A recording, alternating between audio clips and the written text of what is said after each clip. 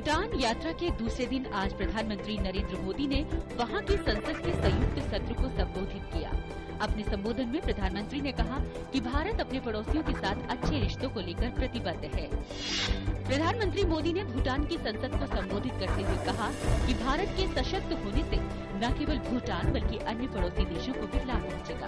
प्रधानमंत्री ने कहा कि दोनों देशों के संबंध हमेशा से सौहार्दपूर्ण रहे हैं, क्योंकि दोनों मुल्कों ने एक दूसरे के लिए अपने दिलों को खोला है।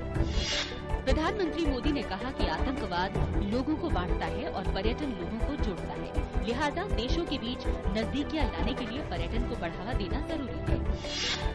भूटान की संसद के संयुक्त सत्र को संबोधित करने के बाद प्रधानमंत्री नरेंद्र मोदी ने 600 मेगावाट क्षमता वाले पोलंगचोंग हाइड्रो पावर प्रोजेक्ट की भी आधारशिला रखी। इस परियोजना से दोनों मुल्कों को जल विद्युत उत्पादन के क्षेत्र में काफी फायदा मिलने की उम्मीद है। विदेश मंत्री सुषमा स्वराज ने कहा कि प्रधानमंत्री नरेंद्र मोदी की यात्रा से भारत भूटान संबंधों को और बढ़ावा मिला है। उन्होंने बताया कि भारत भूटान के सभी 20 जिलों में ई-पुस्तकालय बनाएगा। मई में मुद्रास्फीति बढ़कर 6.01% पर पहुंची। पिछले एक महीने पहले ये 5.20% थी।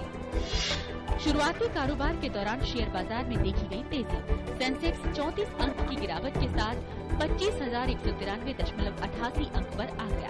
निफ्टी भी 16 अंक की गिरावट के साथ 7,526 अंक पर पहुंच गया।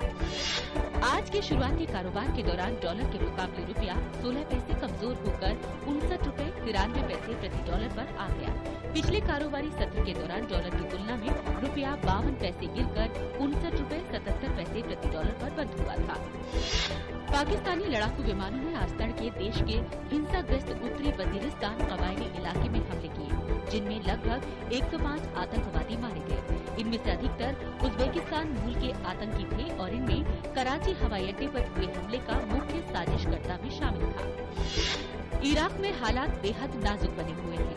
हालांकि इराकी सेना ने अब कुछ बड़े इलाकों में नियंत्रण पाकर उग्रवादियों के खिलाफ अभियान शुरू कर दिया है, लेकिन इस्लामिक स्टेट ऑफ इराक और लेवांट ISIL संगठन ने इन इलाकों में भारी तबाही मचाई है। इराक में बढ़ती हिंसा को देखते हुए भारत ने अपने नागरिकों को इराक न जाने की सलाह दी है। साथ ही इराक में रह रहे भारतीयों को तुरंत स्वदेश लौटने को भी कहा है। तालिबान ने अफगानिस्तान में राष्ट्रपति चुनाव में मतदान नहीं करने से जुड़े फरमान को ठुकराने वाले 11 अफगान नागरिकों की उन उंगलियों को काट दिया है जिनमें मतदान के बाद स्याही लगी थी।